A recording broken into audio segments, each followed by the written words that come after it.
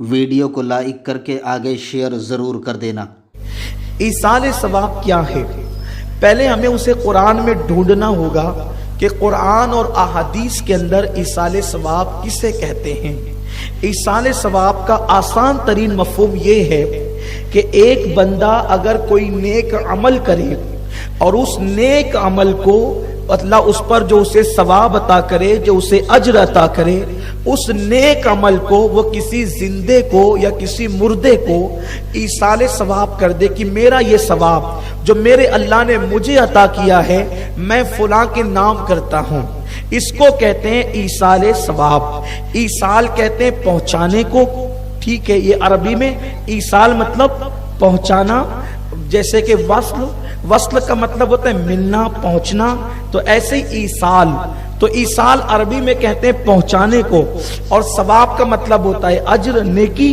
तो अब जो अल्लाह ने आपको अज्र दिया उसे आप किसी तक पहुंचाएं, इसको कहते हैं ईसाल सवाब। अब आपकी बात इतनी समझ में आ गई, बहुत आसान सी बात है।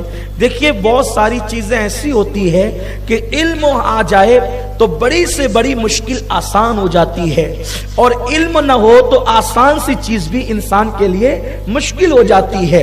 तो ईसाल सवाब और अरबी में ईसाल सवाब, तो अब उसका मतलब क्या हुआ कि अल्लाह ने जो आपको अज्र दिया, जो सवाब दिया, वो किसी तक पहुंचाना, इसको कहते हैं ईसाल सवाब। अब ईसाल सवाब आप जिंदे को भी पहुंचा सकते हैं और आप मुर्दे को भी पहुंचा सकते हैं। शर्त यह है कि वो सिर्फ मुसलमान होना चाहिए, यानी आप किसी मुसलमान को अपने सवाब का, अपने अज्र का फायदा पहुंचा सकते हैं।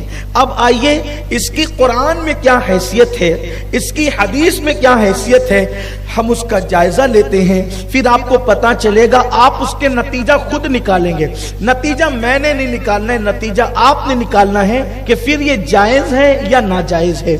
अपने अमल से किसी को फायदा पहुंचाना, अपने नेक अमल से किसी को फायदा पहुंचाना, इसको क्या कहते हैं? ईसाल सवाब। अब ये ईसाल सवाब हम कहां कहां करते हैं, नाम बदल रहा है लेकिन है ईसाल सवाब ही।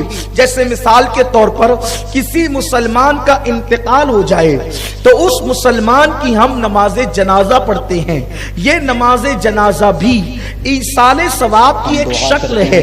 वो कैसे कि जब हम नमाज पढ़ते हैं, एक बंदा इंतकाल कर गया, एक बंदा दुनिया से कूच कर गया, अब ना वो नेकी कर सकता है ना वो गुनाह कर सकता है, अब वो कुछ कर नहीं सकता। लेकिन हम क्या करते हैं, एक मुसलमान का, एक कलमा पढ़ने वाले का हम पर हक है कि जब उसका इंतकाल हो जाए तो हम उसकी नमाज जनाजा अदा करें। नमाज जनाजा अदा करना ये फर्ज अलल किफाया है, यानी बस्ती के लोग अगर चंद लोग उसको पढ़ ले तो ये सारी बस्ती पर से अदा हो गया, और अगर किसी ने भी नहीं पढ़ा तो पूरी बस्ती के लोग गुनहगार होंगे कि आपने उसमें शिरकत क्यों की। लेकिन आप जब जनाजे की नमाज पढ़ने के लिए जाते हैं तो फायदा क्या होता है?